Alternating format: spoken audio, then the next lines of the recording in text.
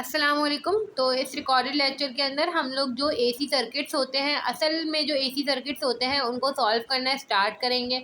अब देखें हमारे पास यहाँ पे क्या कहा गया है, find VT and IT in the given circuit. आपको इस सर्किट के अंदर वीटी और आईटी निकालना है। अब ज़रूरी नहीं है, उन्होंने भी अपने सर्किट में, पहले हम लोग डीसी में क्या किया करते थे, पहले मैं आपको बोला करती थी जो चीज़ आपको निकालनी है पहले तो आप देख लेंगे सर्किट में वो है किधर। सही है। तो ये वी टी है, वी टी ज़रूरी नहीं है लिखा हुआ हो, वी लिखा हुआ होगा सिर्फ। तो वी लिखा हुआ है इधर, और ये रहा आई, ये रहा आई, ये छोटा आई है, मैंने गलती से बड़ा बना दिया था, छोटा आई है। सही है। तो ये छोटा आई और ये वी, असल में आपको ये वाला वी निकालना है और असल में आपको ये वाला आई निकालना है। अब सिंपल एक डीसी सर्किट याद करें। सिंपल अगर आप एक डीसी सर्किट याद करें ना, तो आपके पास अगर जो है प्लस माइनस इस तरीके से दो रेजिस्टर लगे हुए होते हैं, लेट सपोज, और यहाँ से कोई करंट गुजर रहा होता है और इसके ऊपर कोई वोल्टेज होता है। सही है। तो आप कैसे निकालते थे, ये करंट क्या होता था, ये सर्किट का टोटल करंट होता था जो सोर्स के नेगेटिव हिस्से से निकलना ज़रूरी होता था। ये सोर्स के नेगेटिव से निकल रहा है, बिल्कुल ठीक है। तो आप ओम्स लॉ कैसे अप्लाई करते थे, V equals to I R. अगर सर्किट में पॉजिटिव से एंटर हो रहा होता है ये करंट, तो आप क्या करते हैं, V equals to minus I R करते। ये कुछ बातें हमने डीसी के अंदर देखी थी। सही है। अब यहाँ पर आपके पास अगर डीसी में आपको यही काम करना होता तो आप करंट कैसे निकालते, टोटल वी, वो जो उस वोल्टेज सोर्स का वी होता वो डिवाइड बाय इन दोनों रेजिस्टेंस को सीरीज में ऐड करके टोटल आर निकालते। सही है। एक आर, तो वो जो एक आर आता ना उसको डिवाइड कर देते तो आपके पास टोटल करंट आ जाता सर्किट का। फिर आपके पास वही करंट फ्लो कर रहा होता है इस रेजिस्टर से। आप क्या बोलते हैं कि भाई वी कैसे निकालोगे, इसके अक्रॉस आपको वी निकालना है, तो इधर की रेजिस्टेंस तो मौजूद है, V equals to I R होता है। इधर का करंट किधर है, करंट मौजूद पहले नहीं था मगर आपने निकाला है टोटल वी और टोटल आर से। तो करंट आपने निकाल लिया, करंट जो फ्लो कर रहा है V equals to I R करके करंट वोल्टेज निकाल लिया आप यहाँ का। सही। तो ये कुछ मैथडोलॉजी है जो हम डीसी में सॉल्व करते हैं। अब अगर इसमें आपको कोई मसला हुआ है तो आप डीसी वाला पार्ट अपना क्लियर करके आए, वरना यहाँ एसी में भी मसला होगा। सही है। अच्छा, अब यहाँ पे हमें चीज़ें बताएं। अब एसी में भी बेटा यही चीज़ है, ठीक है। जैसे वहाँ पे हमारे पास क्या होता था, V equals to I R होता था, यहाँ पे हमारे पास होता है V equals to I Z. बस एक फ़र्क होता है, क्योंकि मैंने आपको बताया था यहाँ पे चीज़ें हम लोग फेजर्स में सॉल्व करेंगे। तो फेजर्स में जब हम वोल्टेज और करंट को पोलर फॉर्म में रिप्रेजेंट कर रहे होते हैं तो फेजर्स में हम उनको बोल्ड करके लिखते हैं। ठीक है। जेड को नहीं करते, जेड रेक्टेंगुलर फॉर्म में होता है, जो सिर्फ पोलर फॉर्म के अंदर रिप्रेजेंट करते हैं सिर्फ उन्हीं को बोल्ड करके लिखते हैं। सही है। V equals to I Z, ये समझ लें कि एसी सर्किट्स की पहली टेक्निक है, एसी सर्किट्स का ओम्स लॉ है, ऐसे समझ लें। सही है। अब देखिए बेटा, हमें यहाँ पे पहला काम एसी सर्किट्स में पहला काम क्या करना होता है। आप एक बात देखो, ये ओम्स है। सही है। मैंने आपको क्या बोला था, आपको अगर करंट निकालना होगा तो ये जो टोटल वी होगा वो और टोटल रेजिस्टेंस, मतलब टोटल इन दोनों को सॉल्व करके एक चीज़ आनी चाहिए ना हमारे पास। सही है भाई। देखें ना, डीसी में हम लोग क्या करते थे, दोनों रेजिस्टर्स को सॉल्व करके एक रेजिस्टर बनाते थे, तो वी ओवर आर में वो एक रेजिस्टर आता था। यहाँ पर इन दोनों को सॉल्व करके एक इम्पिडेंस बनानी होगी, तो वो जो आंसर होगा वो हमारे पास आएगा ना करंट निकालने के लिए। करंट अगर मुझे निकालना है तो मेरे पास फॉर्मूला क्या हो जाएगा, v डिवाइड बाय z, उधर जाके डिवाइड हो जाएगा। तो ये v, तो ये टोटल v होगा। सही है। z क्या है, टोटल z है सर्किट का।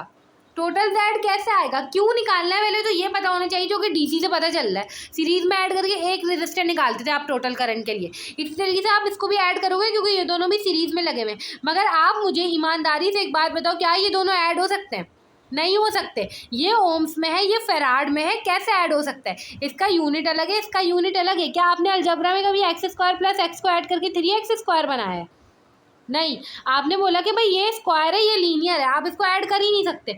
इसी तरीके से जब दो चीज़ों के यूनिट ही सेम नहीं है तो आप उसको ऐड कैसे कर सकते हो। तो मुझे तो दोनों को ऐड करना है, क्योंकि दोनों को सॉल्व करके एक चीज़ बनानी है ताकि मैं वो जेड इधर रखूँ। तो दोनों को अब मैं सॉल्व कैसे करूँ, तो इसलिए बेटा एक रूल होता है, दो फार्मूला याद रखो, ज़िंदगी आसान होगी। दो फार्मूला कौन से, जब भी कैपेसिटेंस होगी, कैपेसिटर होगा, उसको आपको ओम्स में कन्वर्ट करना पड़ेगा। ठीक है। तो आप क्या करोगे, सिंपल 1/j⍵c का फॉर्मूला यूज़ करोगे। जब कैपेसिटर की वैल्यू को ओम्स की वैल्यू में कन्वर्ट करना पड़ता है, ठीक है, तो 1/j⍵c का फॉर्मूला यूज़ होता है। जब इंडक्टर की वैल्यू को आपको ओम्स में कन्वर्ट करना होता है तो j⍵l का फॉर्मूला यूज़ होता है। अभी यहाँ पे क्या कैपेसिटर लगा हुआ है, j⍵l को छोड़ दो। ठीक है। हमारे पास ये यूज़ होगा formula 1/j⍵c, 1/j as it is लिखो। सही है। ओमेगा हमारे पास क्या है, ये जो सर्किट में सोर्स लगी हुई होती है ना, कॉस ओमेगा टी, याद करो, v equals to V M cos omega T, omega 4 है, दो सोर्सेज होती सर्किट में, दोनों का सेम ओमेगा होगा, सही है, ऐसा नहीं हो सकता डिफरेंट हो। ठीक है, सी हमारे पास क्या हो जाएगा भाई, सी हमारे पास जो भी वैल्यू है 0.1 फैराड, सही है, इसको आप निकाल लो कैलकुलेटर में सॉल्व करके। कैसे, ये कॉम्प्लेक्स में ही कैलकुलेटर 1/1 डिवाइड बाय जे, ठीक है। अब जे क्योंकि आखिर में लिखा करो, कहीं ऐसा ना हो कभी कोई आपके पास जो है एरर आ जाए। 0.1 और जे के लिए हमारे पास ये वाला, ये इंग्लिश वाला जो बटन है ना, ये डायरेक्ट दबाया करो, जे आ जाता है। इक्वल्स टू करो -2.5 जे, -2.5 जे ओम्स। अब ये ओम्स में वैल्यू आ गई है। अब मैं यहाँ पे ये वाला सर्किट जो है ये मैं बना रही हूँ। अब एक बात बताओ, मैंने तो ये भी बोला था कि भाई आप जो है सिंपल जब वोल्टेजेस को सॉल्व करोगे तो भी आप उसको इंस्टेंटेनियस वैल्यूज में सॉल्व नहीं कर सकते, आपको उसको पोलर फॉर्म में लाना पड़ेगा। या आसान बात देखो, मुझे कौन सा फॉर्मूला यूज़ करना है, पहले करंट निकालना है। करंट के लिए total voltage divide by total Z, सही है। टोटल जेड के लिए तो अभी मैं काम करूँगी, टोटल वोल्टेज जो है वो तो आपके पास एज इट इज़ मौजूद है, मगर क्या मैं ये वोल्टेज इधर रख सकती हूँ, इस इक्वेशन में रख के सॉल्व कर सकती हूँ? भाई इंस्टेंटेनियस वोल्टेज का डिवीजन मल्टीप्लाई थोड़ी पढ़ा हमने, हमने पोलर फॉर्म का पढ़ा है, सही है, रेक्टेंगुलर फॉर्म का पढ़ा है। अब क्योंकि ये वोल्टेज है तो इसको पोलर फॉर्म में बदला जाएगा। अगर कोई इंपेडेंस होती तो उसको रेक्टेंगुलर फॉर्म में लिखती, इसकी पोलर फॉर्म कैसे लिखी जाएगी, वी एम एंगल थीटा, ये होती है पोलर फॉर्म। वी एम क्या होता है, जो पहला नंबर होता है ये वी एम होता है, एंगल, एंगल यहाँ पे कोई दिख रहा है, V M cos omega T plus five, omega T के बाद यहाँ पे कुछ लिखा हुआ ही नहीं है, तो एंगल यहाँ पे कोई है ही नहीं, तो ओमेगा टी के बाद क्या हो जाएगा, यहाँ पे सिंपल एंगल 0 है, सही है। रेजिस्टेंस को वैसे ही लिखा जाता है, उससे कोई फर्क नहीं पड़ता। कैपेसिटेंस को भी मैंने किस में बदला है भाई, ओम्स की वैल्यू में बदला है, तो -2.5 जे ओम्स आया है। इधर मुझे वी निकालना है, इधर मुझे आई निकालना है, सॉरी छोटा आई। ये कुछ चीज़ें बेटा जो आपको जो है करनी पड़ेंगी, मतलब अपने सवाल के अंदर चेंजिंग्स पहले एसी सर्किट्स को सॉल्व करने के लिए। अब तो सिंपल डीसी वाला देख लेना, आपको आई निकालना है ना, तो आई निकालने के लिए आपके पास बोल्ड आई बनेगा क्योंकि पोलर फॉर्म में निकाल रहे हो आप, या छोटा आई भी बना लो, इससे कोई फर्क नहीं पड़ता, बड़ा आई बना रही हो, ठीक है, क्योंकि पोलर फॉर्म में काम कर रहे हैं। तो वी को बोल्ड करेंगे और जेड, वी आपके पास क्या है, ये वाला वी है, पोलर फॉर्म में आपने कन्वर्ट करना है हमेशा इंस्टेंटेनियस वैल्यूज़ को, ताकि आप कैलकुलेशन में यूज़ कर सको। जेड क्या है, अब यहाँ पे टोटल एक ही जेड आना चाहिए, जैसे डीसी में आप रेजिस्टेंस को सॉल्व करके एक रेजिस्टर बनाते थे, तो यहाँ पे एक जेड के लिए दोनों हमारे पास सीरीज में लगे हुए रेजिस्टर और कैपेसिटर, ठीक है। तो यहाँ पे एक जेड बन जाएगा, जिसको मैंने एक डब्बा बना दिया है, ठीक है, जिसकी वैल्यू क्या होगी, दोनों को ऐड कर दें सिंपल, बस माइनस का J2.5, तो ये प्लस माइनस माइनस हो जाएगा, तो ये हो जाएगा 5 - J2.5। ये हमारे पास उस एक इम्पिडेंस की वैल्यू आई है जो कि नीचे यूज होगी, 5 - J2.5। सिंपल, अब हमारे पास इसको डिवाइड कर दें, 10 एंगल 0, 5 - 2.5 J। आंसर, अब देखिए आंसर हमारे पास रेक्टेंगुलर में आया, मुझे रेक्टेंगुलर में आंसर नहीं चाहिए, मैं करंट का आंसर निकाल रही हूँ। मैं इसको पोलर में बदलूंगी, कैसे, शिफ्ट मोड, नीचे जाऊंगी, 3 पे जाऊंगी, 2 पे जाऊंगी। अब देखें इस पर हमारे पास 1.788 एंगल 26.565 एम्पियर्स, ये हमारे पास करंट का आंसर निकल के आया है, सही है। अब मुझे क्या निकालना है, वोल्टेज का आंसर निकालना है। वोल्टेज जिस चीज़ के ऊपर था, कैपेसिटर के ऊपर था, अब ओम्स वाली चीज़ ही यूज़ होती है बेटा, ये फैराड वाली चीज़ यूज़ नहीं होती, ना ही इंडक्टर का यूनिट हेनरी का भी यूज़ होता है। सर्किट्स, एसी सर्किट्स में आप ऐसा सॉल्व नहीं करते, ठीक है। अच्छा, सिंपल हमें वोल्टेज निकालना है, वोल्टेज जिधर का निकालना है उसके ऊपर का करंट इंटू वही इम्पिडेंस जो उसके ऊपर की है, सही है। तो आई हमारे पास क्या, अभी हमने निकाला है 1.788 एंगल 26.565, सही है। और जेड हमारे पास क्या है, ये जो जेड है जिसके ऊपर है वो वोल्टेज असल में, भाई इस रेजिस्टर के अक्रॉस वोल्टेज होता था, तो आप इसी की वैल्यू रखोगे ना, यार आई यहाँ पे जो भी गुजर रहा है, और आर कौन सा, 4 ओम्स अगर ये है तो 4 ही रखोगे ना, या इन दोनों को मिला के रखोगे, नहीं ना, इन दोनों को मिला के नहीं रखोगे, जो इधर होता था वही रखते थे आप डीसी में, तो जो इधर है जेड वही रखोगे, माइनस का 2.5 जे। इसको सिंपल आप मल्टीप्लाई कर दो माइनस का 2.5 जे से, तो ये हमारे पास आंसर आ जाएगा 4.472 एंगल -63.434। अब देखिए हमारे पास दो आंसर आए, एक ये करंट का आंसर है और एक वोल्टेज का आंसर है। आपको करंट और वोल्टेज ही निकालना था सर्किट में, मगर उन्होंने हमें क्या कहा था, VT और IT निकालो। इसका मतलब पता है क्या, उन्हें इंस्टेंटेनियस वैल्यूज चाहिए थी। और अगर आपने अपना सवाल यहाँ तक छोड़ दिया तो आपका आंसर गलत हो जाएगा और टीचर नंबर काटेगा, ठीक है। तो सिंपल आपको इसको इंस्टेंटेनियस वैल्यू में बदलना है। अगर वो नहीं भी कहते कि उन्होंने मुझे बोला होता वोल्टेज और करंट निकालो, अगर वो नहीं भी कहते तो आप अपनी सोर्स देखा करो।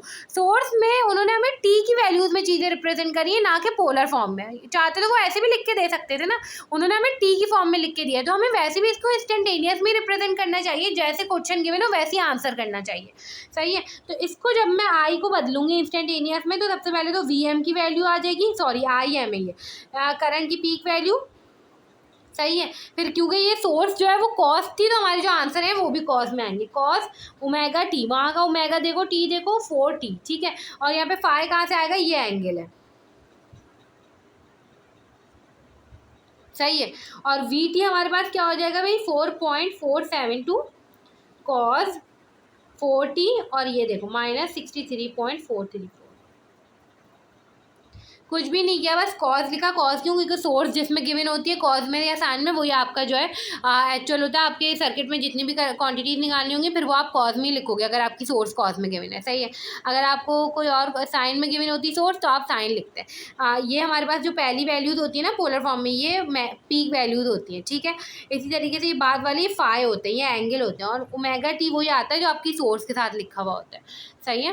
तो इस तरीके से करके हमने अपना ये वाला क्वेश्चन जो है वो सॉल्व कर लिया है। अब हम और क्वेश्चन देख लेते हैं ताकि हमें मज़ीद चीज़ें जो है वो क्लियर हो जाए। अच्छा भाई देखिए, अभी हमारे पास एक और क्वेश्चन मौजूद है, बिल्कुल वैसे ही है, बस यहाँ पे इंडक्टर लगा हुआ है और साइन में हमें सोर्स दी हुई है, तो इसमें भी कुछ नहीं करना है। पहले हम लोग ये किया करते थे कि भाई साइन को कॉज में बदलते थे, मगर मैंने इस क्वेश्चन को सॉल्व करके देखा था, ये जो है डायरेक्ट साइन में भी सॉल्व हो जाएगा, आपको कुछ बदलने की ज़रूरत नहीं है, ठीक है। अच्छा, V आपको निकालना है और I निकालना है। V ये रहा, I ये रहा। सबसे पहले I के लिए आपको क्या पता है, फॉर्मूला I=V, ठीक है, डिवाइड बाय Z, ठीक है। ये V कौन सा है, टोटल V सर्किट का, और Z चाहिए आपको टोटल Z सर्किट का। तो उसके लिए पहले तो आपको क्या करना पड़ेगा, सर्किट को बना लें कि आप उसको कैलकुलेट कर सकें, ऐसा बना लें पहले तो यहाँ पे सिंपल जो है हमारे पास इंस्टेंटेनियस वैल्यूज़ में नहीं सॉल्व हो सकता, तो इसको पहले पोलर फॉर्म में बदलें। मगर आपको आंसर इंस्टेंटेनियस वैल्यूज़ में देना है, क्योंकि यहाँ पे ब्रैकेट में T लिखा है, उन्होंने हमसे पोलर फॉर्म में आंसर नहीं मांगा। अगर वो ऐसे बोल्ड करके बनाते V और I, तो हम समझ जाते पोलर फॉर्म में रिप्रेजेंट कर सकते हैं, ठीक है। तो इसको हम कैसे लिखेंगे भाई, मैग्नीट्यूड लिखा जाता है पोलर फॉर्म में पहले, और एंगल लिखा जाता है कैसे, जो भी फाई होता है, सही है। या आपकी सोर्स लगी हुई है। इसी तरीके से यहाँ पे हमारे पास क्या हो जाएगा भाई, इधर हमारे पास रेजिस्टर है और यहाँ पे इंडक्टर हमारे पास कैसे हो जाएगा भाई, ये हमारे पास हो जाएगा J⍵L, सही है। J⍵L के फॉर्मूले से हम इसको पहले ओम्स में बदलेंगे। J हमारे पास J ही होता है, ओमेगा ये होता है, ये जो 10 लिखा हुआ है ना, ये T के साथ 10 ओमेगा है, और L हमारे पास है 0.2, तो ये हमारे पास हो जाएगा 0.2 इंटू 10, 0.2 इंटू 10 देख लेते हैं कि आंसर 2 नहीं बल्कि 2 आंसर आ रहा है, ठीक है। 2J, सही है, 2J ओम्स, ये हमारा आंसर है, जिसके ऊपर हमें V निकालना है और यहाँ से I उधर है, सही है। अब यहाँ पे हमें टोटल V चाहिए था, टोटल V तो हमें मिल गया 20 ∠30, टोटल Z नहीं मिला, तो टोटल Z के लिए दोनों सीरीज़ में है, दोनों को सीरीज़ में सॉल्व करें। अच्छा, अगर पैरेलल में होती है ना दो चीज़ें, तो उसको वैसे ही सॉल्व किया जाता है, अभी हम आगे वाले क्वेश्चन में देखेंगे, ठीक है। दोनों को सीरीज़ में सॉल्व करें, आपके पास आंसर क्या आ जाएगा, सीरीज़ में सॉल्व करके 4 + का 2J, सही है। अब ये जो वोल्टेज है ना, ये यहाँ से हट चुका है, वोल्टेज सीरीज में डिवाइड होता है, इसके ऊपर अलग वोल्टेज है, इसके ऊपर अलग वोल्टेज है।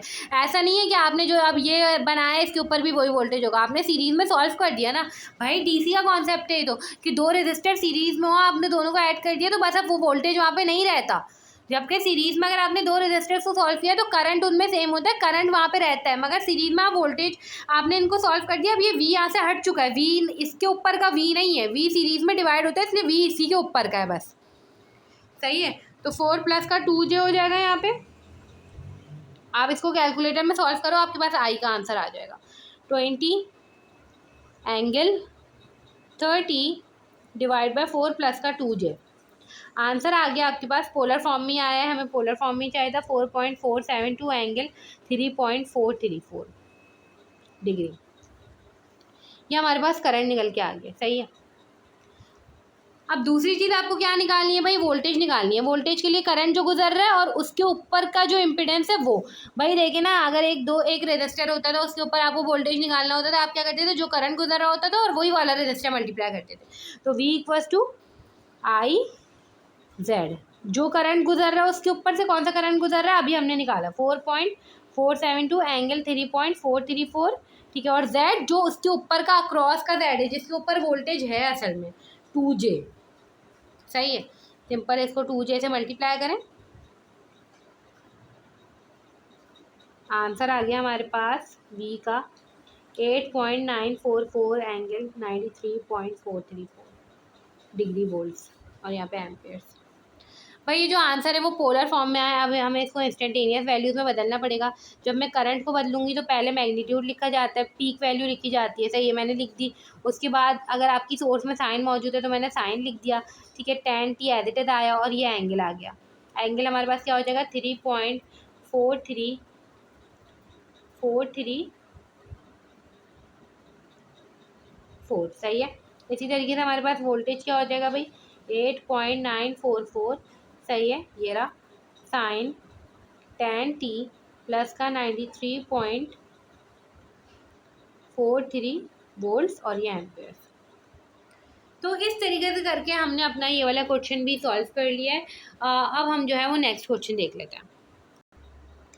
अच्छा भाई देखें, अब इस सवाल में हमें इनपुट इम्पिडेंस निकालनी है। जैसे हम लोग आर इक्वेलेंट निकाला करते थे ना डीसी के अंदर, ये वैसे ही है, जेड इक्वेलेंट है, ठीक है। Z impedance, Z input, Z output, इस तरीके से ना।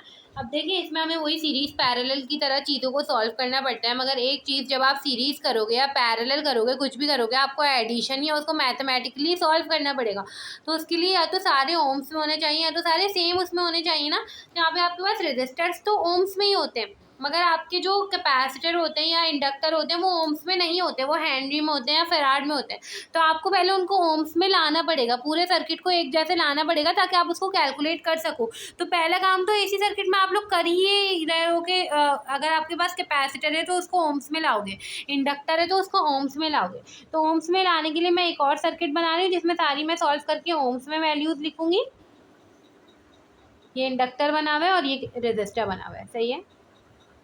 ये तो 8 ओम्स है, ये तो 3 ओम्स है, ये तो ऐसे होगा। पहला जो कैपेसिटर है वो हमारे पास 2 मिली फेराड है। कैपेसिटर के लिए मैंने फॉर्मूला बताया था 1/j⍵c और इंडक्टर के लिए j⍵l। तो ये हो जाएगा सिंपल 1/j⍵c, सही है। 1/j⍵ उन्होंने हमें सवाल में बता दिया है 50 और c जो वैल्यू है जिसको आप बदल लो 2 मिली फेराड, सही है। जब आप इसको बदलोगे तो आंसर हमारे पास क्या आएगा 1/, ठीक है, j ओमेगा। ओमेगा हमारे पास क्या है 50 है और सी की वैल्यू क्या है 2 मिली फेराड, मतलब 2 एक्सपोनेंट -3, ठीक है। तो आंसर जो आ रहा है इसको ये अब ऐसी फॉर्म में नहीं चाहिए मुझे, मेरे पास ये कैपेसिटर या इंडक्टर या रेजिस्टर होता है तो उसको हम रेक्टेंगुलर फॉर्म में लिखते हैं, सही है। तो 3 और 1 -10J, सही है। तो माइनस का 10J आई है इसकी वैल्यू। इसी तरीके से आप जब 10 मिली फेराड को करोगे तो 1 का j ओमेगा हो जाएगा 50 और c हो जाएगा 10 एक्सपोनेंट -3, सही है। तो ये हमारे पास 10 एक्सपोनेंट -3 हो जाएगा, माइनस का 2j, सही है। इसी तरीके से ये हमारे पास क्या हो जाएगा भाई, ये हमारे पास हो जाएगा j⍵l। अब इंडक्टर रह गया तो इंडक्टर के लिए फॉर्मूला हो गया j⍵l, तो j 50 और l की वैल्यू हमारे पास क्या है 0.2 मल्टीप्लाई बाय 50, j तो अपनी जगह पे ही रहेगा। तो ये हो जाएगा हमारे पास 10J, सही है। तो ये हमारे पास वैल्यू आ गई 10J 8, ठीक है। जब आपने 10 मिली फेराड को बदला तो माइनस का 2J और इस तरीके से आपके पास हो गया। अब देखिए सिंपल आपको सीरीज पैरेलल करना है। जेड इनपुट अगर आप निकाल लो इन टर्मिनल्स पर तो आप आखिर से सॉल्व करना स्टार्ट करो, वही कॉन्सेप्ट जो आपके डीसी के थे। दो चीज़ें मुझे आपस में सीरीज में दिख रही हैं, सही है। तो इन दोनों को आप सीरीज में सॉल्व करके एक बना दो। इसी तरीके से ये आप देखें, ये हमारे पास हो जाएगा 3 ओम्स, सही है। ये हो जाएगा माइनस का 2J। इसको आपने जब सीरीज में सॉल्व किया तो सीरीज में तो ऐड हो जाता है सिंपल 10J प्लस का 8 प्लस का 10J, इससे कोई इफेक्ट नहीं पड़ता। इसी तरीके से ये हमारे पास क्या हो जाएगा भाई, ये बीच वाले भी दो सीरीज में, सही। तो ये हमारे पास कैपेसिटर लगा हुआ है, बीच में भी दोनों सीरीज में हो जाएंगे, ठीक है। ये देखें ये दोनों सीरीज़ में, ये देखिए ये दोनों भी सीरीज़ में और ये दोनों भी सीरीज़ में थे। इन दोनों को सीरीज़ में सॉल्व करके 10 प्लस का 8 प्लस का 10 जो आंसर आया है, और इन दोनों को सीरीज़ में सॉल्व करके क्या आएगा भाई, 3 प्लस का माइनस का 2j। सही है, तो ये हो जाएगा प्लस माइनस माइनस, तो 3 माइनस 2j हो जाएगा। तो 3 माइनस 2j, और यहाँ पे हमारे पास हो गया 8 प्लस का 10j। रियल पार्ट पहले होता है तो मैंने रियल पार्ट पहले लिख दिया, इससे कोई फ़र्क नहीं पड़ता वैसे। माइनस का 10j। अब देखिए दो इम्पिडेंस आपस में पैरेलल में, तो कोई मसले की बात नहीं है, जैसे सॉल्व करते थे वैल्यूज़ को वैसे ही सॉल्व करो। 1/Z1 प्लस 1/Z2 को कर दो इन्वर्स। सही है, 1/Z1 क्या है भाई, 3 माइनस का 2j प्लस का 1/8 प्लस का 10j। इसको इन्वर्स कर दो कैलकुलेटर में, आंसर आ जाएगा इन दोनों को पैरेलल में सॉल्व करके। सही, तो ये हमारे पास हो जाएगा 1/3 माइनस का 2j प्लस 1/8 प्लस का 10j।